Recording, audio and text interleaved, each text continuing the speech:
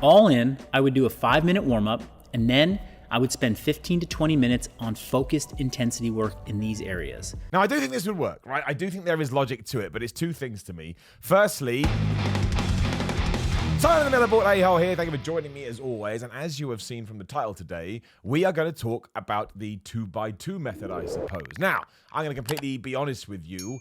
I didn't know much about this until I stumbled upon this video by Marcus Philly, which is entitled Maintain Muscle with the 2x2 Rule. Now, you may actually recognize Marcus because he did a video, or he had a bunch of articles done about him a few weeks ago, maybe a couple of months ago, when it was like he is super duper shredded, he is super duper ripped, and his maintenance calories are like 3,500 a day. I believe he talks about this in this video. So people are like, well, what the flub is going on? He doesn't have an ounce of fat on him, and he's eating quite a lot of food. Now, I'm going to hold off my opinions and thoughts as we go through this video because I actually think it ties in. Summertime means longer daylight and warmer weather. If you're like a lot of people and you finish up work sometime between 4 and 6 p.m., you can still have as many as 5 hours before the sun starts to go down.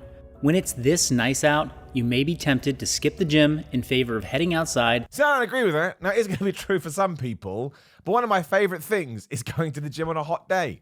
I don't know why. Maybe it's because you sweat. Maybe it's because you see more of your bicep vein because, again, your temperature goes up. But yes, it stands to reason. Sometimes, I mean, my girlfriend is this way. You don't want to go into a dark, dank gym when the sun is shining and you could prance around with the fairies. Summer shouldn't be the time to stress about your macros. So ditch the scale.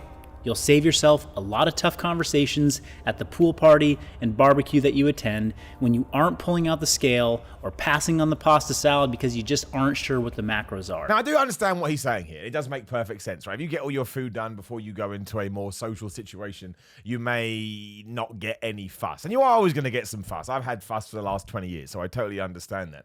But I also kind of think a better message to be to send out there, and I'm not saying that Marcus isn't saying this, not by a long shot, stick your finger up at these assholes. Screw them. If they don't understand what you're trying to do, just kick them to the curb, dude. They don't deserve any of your time. So, I mean, essentially what he's saying here is, yes, get your protein in early, hit your 200 grams, whatever the hell it may be for the day, which is fine. You can do that every now and then. It's not going to make a blind bit of difference. So that when you go and do your leisure activities, you're not whipping out Tupperware. But I mean, 9 times out of 10, you've probably been whipping out Tupperware for the last decade or whatever it may be, even the last couple of years. So your social group are going to be more than aware. So ditching the scale, I don't know 100% know about that. I think, look, don't get me wrong, actually refocus that. You absolutely can ditch the scale every now and then. If you just want to have a day where you just sort of graze, go absolutely nuts, but 90% of the time you want to be weighing your food for the simple reason, if you weigh your food, when it's time to bulk, you know how much to add, and when it's time to cut or whatever you want to do, you know how much to take away. Just guessing, I mean, it will work to a certain point, but why guess when you can be super specific? But being too strict on the high quality food train can and might mean more stress in social situations or eating out. That is true. It does increase stress. Don't be stressed. It's not worth it. So what are you gonna do? You're gonna prioritize protein, especially early in the day. Most summertime activities and social events happen later in the day anyway. So prioritize your protein at breakfast and lunch. That's relatively smart. Like, there is a certain logic to that. Because then you've got your protein in, which of course is the foundation of building muscle, etc. So even if you do go a little bit off plan, towards the end of the day, you've got the most important macronutrient into your system. So yeah, I think that's quite solid. Well, my goal here is to keep my daily calories within 5 to 10% of my maintenance. If I've been trying to eat 3,500 calories daily to maintain my fitness and my physique, and I've been tracking this, then I would allow for a range during the summer of 3,200 to 3,800 every day. That's also good advice because, again, don't forget, it's not what you do in a day, it's what you do over a certain period of time. It's how consistent you are. So if you do go 3,500 for 6 months straight, and then for the other 6 months you do whatever his range was, 3,200 to 3,800, well, you'll average out at like 3,600, whatever it will be. So, sometimes you can go low, sometimes you can go high. But again, as long as you're getting that consistency and you're getting those averages, don't know why I'm doing a massage on my table here, that is going to serve you down the line. Where it goes absolutely crazy is when you're just having sort of, 6,000 calories per day or something crazy like that, or going too much the other way. Then you are going to see crazy fluctuations, but you can be flexible within the numbers that you do have. Although, of course, if you're trying to be super on it, which, may cause a little bit of stress too, don't forget that, you want to be hitting your numbers and you want to be getting the right food in. I mean, we all know that. It doesn't matter how hard you're busting your ass at the gym. If your nutrition is off point, you're never going to see the progress you want. Follow the 2x2 training rule for max results and minimal time in the gym. The 2x2 rule is this. It means take 2 exercises per day in the gym, hit 2 sets of each of those exercises at a very high effort level. And to put a number to that, I want to make sure that 2 sets of those 2 exercises are at 9 out of 10 of your perceived effort level. Right, so here we go. The 2x2 method. Hit 2 exercises per day in the gym for at least 2 sets. And within those 2 sets, make sure you're 9 out of 10 out of your rated perceived exertion. Basically, your effort, right? So if picking up, I've got his name, Stanley the Gauge Giraffe, is 1%, I'm going to need to add 89% in order to do it. Now, he'll get more into this as we go. But on first recollection, to me, this is what HIIT training was back in the day, but not the cardio version. Was it Mike Mentzer that talked about it? It probably wasn't Mike Mentzer, but there's an old school bodybuilder who used to say that you can go in, and again, you can pick 2 exercises and you can smash them so hard. Like you can give everything you've got to these things, and you don't need to worry about the rest of your workout. And he would literally train in a window of about 30 to 35 minutes, I believe, maybe 40. I want to give some leeway here. And I think a lot of people tried that back in the day. It doesn't personally work for me. And you have the other end of that scale as well, which is German volume training, where you basically do 10 sets of everything. So it's crazy. And I'm not going to say this doesn't work, because I truly believe you need to find what works for you. I do have one problem with it, which I'll talk about in a second. But come on, Marcus, that can't be enough, can it? Here's the deal. I'm not saying you only need to go to the gym and do 4 to 6 sets and then leave. No, if we're talking about giving 9 out of 10 effort, that means doing a lot more than just 2 to 3 sets. However, in order to give that level of effort, you need to do sufficient warm-up and submaximal sets beforehand. And I agree with that too. I think you have to remember that your body doesn't want to grow, as weird as that sounds. You have to force it into growth. So when we are talking about intensity and, making sure you're hitting progressive overload, you really need to be getting to that point in your last few reps where you feel like you're going to die. You know what I mean? Like you're like, oh, my whole body is killing me. And then when you get over that lactic acid builds up, you feel absolutely great.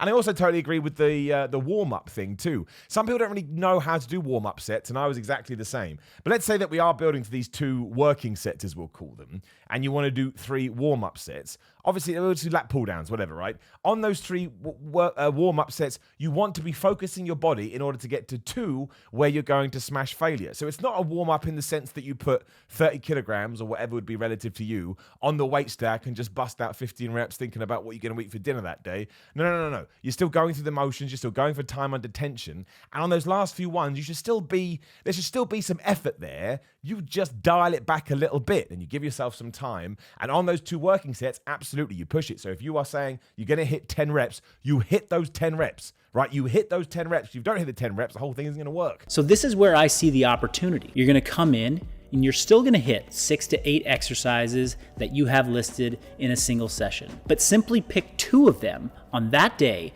to really get after. For the rest of the exercises and the rest of your training, just make it 6 or 7 out of 10. On the effort scale. When you approach training like this, you can dedicate about 20 to 25 minutes to preparing for and executing your priority lifts. Then you can spend the other 15 to 20 minutes knocking out the rest of your accessory work or conditioning work. All in, I would do a 5-minute warm-up, and then I would spend 15 to 20 minutes on focused intensity work in these areas. Now, I do think this would work, right? I do think there is logic to it, but it's 2 things to me. Firstly, I would worry that because you are now specifically aiming to get those, let me rephrase this.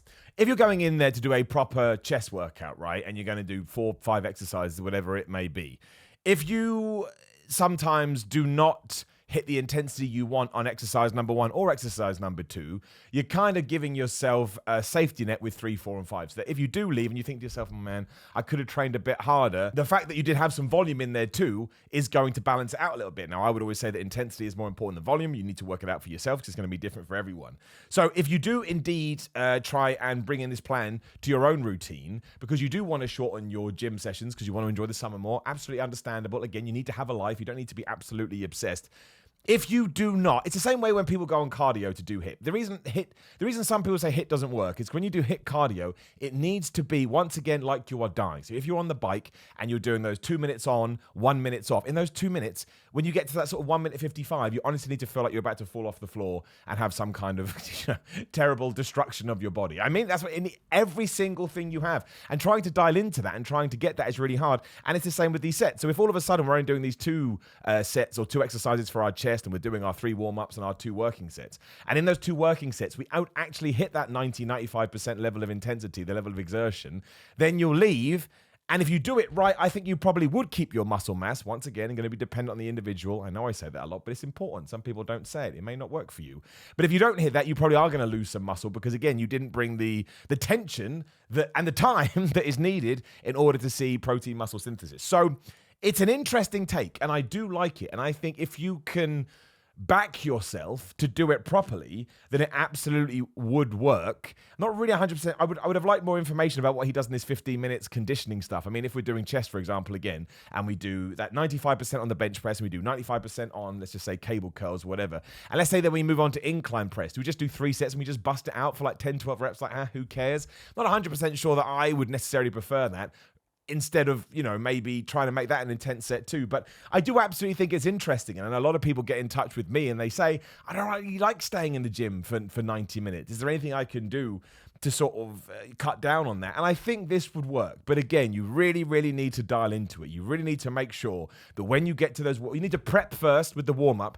And when you get to those 2 working sets, or whatever the hell you decide to do in order to fit the training in the window that you have given to yourself, you can't get to 8 reps, feel that lactic acid, and then just go, I'm not going to do it anymore. You need to push through. And a really piece of advice that I got recently is watch yourself in the mirror. That's what the mirrors are there for. Let's say you're doing an exercise with a barbell. Sometimes you're going, and you think, oh man, I've hit failure. But actually, when you watch the bar, it's going up and down. So all that's happening is your biceps are filling up with that lactic acid. You're feeling like, oh, that man, it's starting to hurt. But your strength is still actually there. And though that ability to sort of rep out a couple or more is still there because the bar is moving, you just have to fight through it. And do not get me wrong, it's really hard. It's really hard, especially because depending on your genetics, some muscles are going to fill up with lactic acid more. Mine are my quads. I do anything on my quads and I want to die. I want to cry. It hurts like crazy. So I know, okay, when that starts happening to my quads, I probably need to push through more than if I was doing my back, my biceps, my chest, whatever it may be. So I do think you're walking a little bit of a tightrope. I do think that you may actually think you're doing it, but you're not. And that goes for everyone. Just people trying to figure out what 90% exertion is really hard because we always have more in the tank. We just don't think we do, which is why sometimes it's good to training with a partner or have a personal trainer watching you do it because they can say, no, I have experience of this and you could do a hell of a lot more. And I tell you this, when you find that hell of a lot more, which you will do if you really, really push it and you really try and get that mind-muscle connection, it's like training becomes a totally different pastime, right? It really, really does. And usually what happens is it goes from, I like training, to I hate it because you're in so much damn pain. Then you see the results and you realize it's helping you twice as much and then you love it again. So keep moving and hold yourself accountable to walking at least 8,000 steps per day. This last point about getting active, I know it seems simple, but here is where people can make a mistake. Yeah, and that's good too, right? If you're going to do less in the gym because you want to get out there, make sure you're doing active stuff. Go for a walk. Most people say you should go for 10,000 steps a day. Recently, that got moved up to 20,000 steps. Who the hell knows? Now, it's difficult, right? 10,000 steps. I don't know how long that would take, but it's going to take you a little while. And in a busy world, it's difficult to find the time, but you can do simple things. Get up 20 minutes earlier or whatever it may be, or start walking to work, start walking to the gym. Or again, it's summertime, go for a bike ride. That still counts. Like it's not steps, but you're still exercising. So yeah, I mean, there's something in that, the 2x2 rule. I would also say that when it comes to Marcus, he's clearly a little bit of a genetic freak. Again, he eats 3,500 calories to be that lean, which is crazy. So you need to take that into account as well. It may not actually work for your body type because your body type needs to, I don't think it would work for me because I think my body needs its ass kicked a lot. I need to go in the gym and be like, bro, you absolute piece of shit. So, take that from me too. Always make sure you try and spin it so it works for you. And I would say that Marcus does have, just has good genetics. But I do think it's interesting, and I think the greatest message from it is balance. and ensuring that you don't drive yourself crazy, because we've all done that. It is the summertime. If you want to go out there and enjoy the sun instead of being in a gym where you're kicking yourself a little bit, so like, man, I don't want to do this. Well, that's not going to help either. So there's nothing wrong with seasonal training, I suppose. If you get to a different season and you realize a different time amount of workout helps you, then you should do that. There is no right or wrong with the gym. You know what you're trying to achieve. You understand that you're in competition with yourself and you just need to do better than what you did before. And you can have a few lulls with that. I mean, genuinely, as long as you're happy and healthy, what else matters? Now, please do leave a comment below and let me know what you think about the 2x2 training. Are you doing it? Do you like it? Do you think it's a pile of gubbins? I want to hear from you. Also, please do like the video, share the video, and subscribe. Click the bell, ding, ding, notification squad. You know when videos go live. I always appreciate it. There will be another video on the screen that you can check out, and YouTube loves that for the algorithm. Otherwise, grillermind.com/Simon. Just go to Simon, get 10% off. Patreon.com/Simon316 for exclusive reaction videos. And there's a few up there now. At Simon316 on Instagram and Twitter. Greg 26 Power 13 Cookbook. Also, SimonMiller.BigCartel.com for merch. It's all in the description below if you want to support the channel. Most importantly, I appreciate you watching. Good luck with your summer training. See you soon.